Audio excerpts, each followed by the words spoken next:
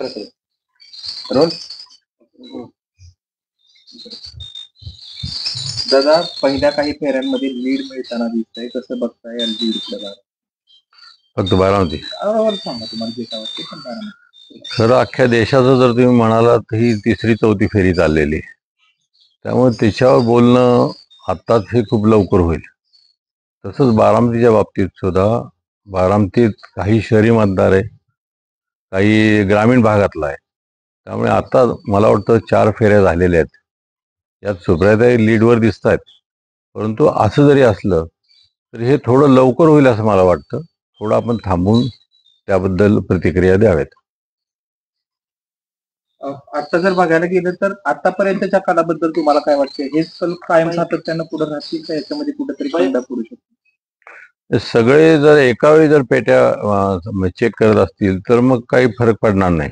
कारण अंदाज असा होता की शहरातला जो खडकवासला भाग आहे, विशेषतः खडकवासल्याचा आतला भाग, जो जिथं आपण पूर्ण शहर म्हणतो किंवा बारामतीसारखं शहर असेल, अशा ठिकाणी जर त्या एकत्रित पेट्या असतील तर अडचण नाही. परंतु त्या जर अशा वेगळ्या निघाल्या तर कदाचित शहरी मतदार हा सुप्रियाताईंच्या बाजूने किती राहील हे अजून आपल्याला अंदाज नाही येत.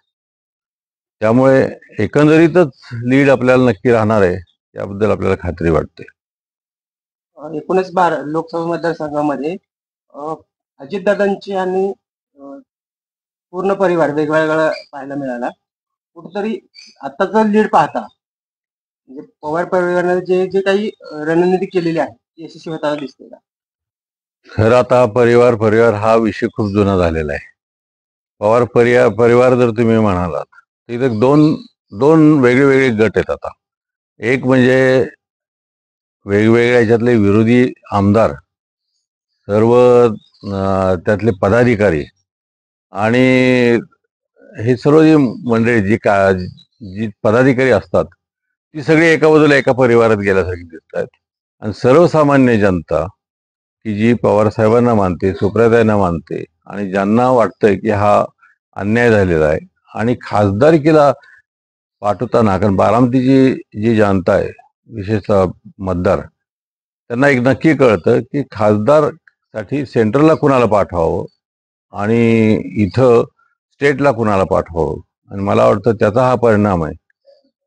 निवडणूक जनतेने हातात घेतली असं निवडणूक सामान्य जनतेने घेतलेली, नुसते जनता म्हणून चालणार नाही. कारण आत्ताच मी बोलल्याप्रमाणे की हे जे आमदार आहेत, आमदार विरोधात होते, मेजॉरिटी आमदार विरोधात होते, सत्ता त्यांच्या बाजूने होते.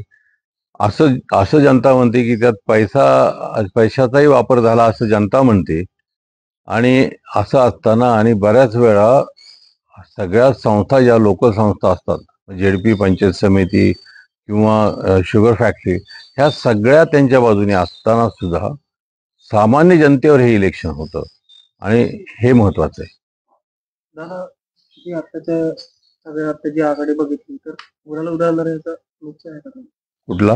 बारामती लोकसभा काय जी आघाडी आता सुप्रिया आघाडीवरती आहे ही पाहतात बारामतीत गुलाल उदाहरणार?